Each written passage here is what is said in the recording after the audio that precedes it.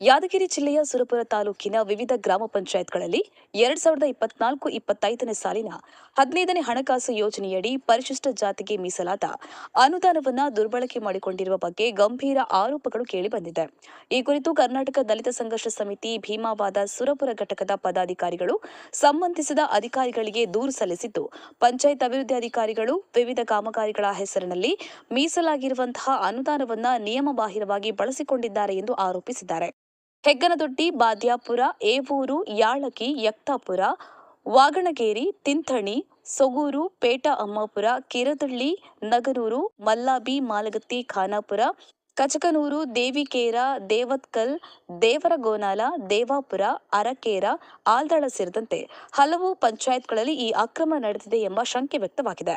ವಿಶೇಷವಾಗಿ ಸರಗೂರು ಗ್ರಾಮ ಪಂಚಾಯತ್ನಲ್ಲಿ 10,70,190 ರೂಪಾಯಿ, ಪೇಟ ಅಮ್ಮಾಪುರದಲ್ಲಿ 2,93,000, ಕಿರದಳ್ಳಿಯಲ್ಲಿ 4,45,000 ರೂಪಾಯಿ, ನಗನೂರಿನಲ್ಲಿ 1,60,000 ರೂಪಾಯಿ, ಮಲ್ಲಾಬಿ ಮಾಲಗತ್ತಿಯಲ್ಲಿ 3,50,000 ರೂಪಾಯಿ, ಖಾನಾಪುರದಲ್ಲಿ 4,10,000 ರೂಪಾಯಿ, ಕರಡಕಲದಲ್ಲಿ 2 ಲಕ್ಷ ರೂಪಾಯಿ, ಕಚಕನೂರಿನಲ್ಲಿ 1,23,500 ರೂಪಾಯಿ, ದೇವಿಕೇರದಲ್ಲಿ 5,60,000, ದೇವತ್ಕಲ್ನಲ್ಲಿ 6,62,500, ದೇವರಗೋನಾಲದಲ್ಲಿ 2.5 ಲಕ್ಷ, ದೇವಾಪುರದಲ್ಲಿ 1,45,493 ರೂಪಾಯಿ, ಅರಕೇರ ಗ್ರಾಮ ಪಂಚಾಯತ್ನಲ್ಲಿ 6,61,857 ರೂಪಾಯಿ ಹಾಗೂ ಆಲ್ದಾಳ ಪಂಚಾಯತ್ನಲ್ಲಿ 5,80,000 ರೂಪಾಯಿ ಅನುದಾನದ ಹಣವನ್ನು ದುರ್ಬಳಕೆ ಮಾಡಲಾಗಿದೆ ಎಂದು ದೂರಿನಲ್ಲಿ ವಿವರಿಸಲಾಗಿದೆ.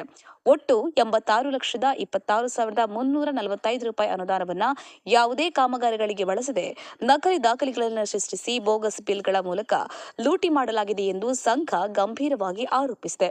ಈ ಹಿನ್ನೆಲೆಯಲ್ಲಿ ತಕ್ಷಣ ಸ್ಥಳ ಪರಿಶೀಲನೆ ನಡೆಸಿ ಪ್ರತ್ಯೇಕ ತನಿಖಾ ತಂಡವನ್ನು ರಚಿಸಿ ತಪ್ಪಿತಸ್ಥ ಪಂಚಾಯತ್ ಅಭಿವೃದ್ಧಿ ಅಧಿಕಾರಿಗಳನ್ನು ಅಮಾನತುಗೊಳಿಸಿ ಕಾನೂನು ಕ್ರಮ ಕೈಗೊಳ್ಳಬೇಕು ಎಂದು ಸಂಘ ಒತ್ತಾಯಿಸಿದೆ. ಇದರ ಜೊತೆಗೆ ದುರ್ಬಳಕೆಯಾದ ಹಣವನ್ನು ಸರ್ಕಾರಕ್ಕೆ ಮರಳಿ ವಸೂಲಿ ಮಾಡಬೇಕು ಹಾಗೂ ಭವಿಷ್ಯದಲ್ಲಿ ಇಂತಹ ಘಟನೆಗಳು ಮರುಕಳಿಸದಂತೆ ದಕ್ಷ ಮತ್ತು ಪ್ರಾಮಾಣಿಕ ಅಧಿಕಾರಿಗಳನ್ನು ನೇಮಿಸಬೇಕು ಎಂದು ಆಗ್ರಹಿಸಲಾಗಿದೆ. ಮನವಿಗೆ ತಕ್ಷಣ ಸ್ಪಂದನೆ ಸಿಗದಿದ್ದರೆ ಭ್ರಷ್ಟ ಅಧಿಕಾರಿಗಳ ವಿರುದ್ಧ ಹಂತ ಹಂತವಾಗಿ ಹೋರಾಟ ಕೈಗೊಳ್ಳಲಾಗುವುದು ಎಂದು ಜೈಭೀಮ ಮಲ್ಲಪ್ಪ ಹಾಗೂ ದೇವರಾಜ್ ಅವರು ಎಚ್ಚರಿಕೆಯನ್ನು ಕೊಟ್ಟಿದ್ದಾರೆ. ಮಲ್ಲಿಕಾರ್ಜುನ ಛಲವಾದಿ, ರಾಜನಕೋಳೂರು, ಹುಣಸಗಿ. ಜೈ ಭೀಮ್ ನ್ಯೂಸ್ 24x7 ಇದು ಬಹುಜನರ ನ್ಯಾಯಕ್ಕಾಗಿ.